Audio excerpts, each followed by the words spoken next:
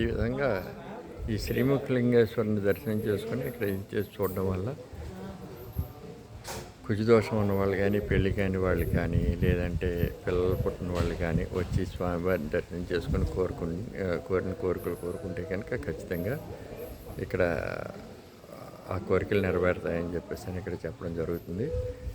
ఇది చాలా పురాతనమైనటువంటి మీకు స్థల పురాణము ఇవన్నీ కూడా ఇందులో ఇచ్చాను నేను. ఇది ఉత్తర భారతదేశ శైలిలో నిర్వహించబడుతున్నాయి ఈ గుళ్ళన్నీ కూడా. ఇక్కడ గుళ్ళ సముదాయం ఉంది.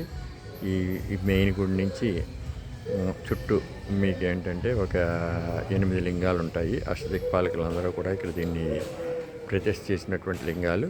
అవన్నీ కూడా ఏంటంటే ముందు వీడియోలో మీకు తెలుస్తుంది. సో ఈ వీడియో మీకు నచ్చినట్లయితే మీరందరూ దీన్ని సబ్స్క్రైబ్ నా ఛానల్ని సబ్స్క్రైబ్ చేసుకోండి, షేర్ చేయండి, లైక్ చేయండి. 10 మందికి ఈ విజ్ఞానాన్ని పంచిపెట్టండి.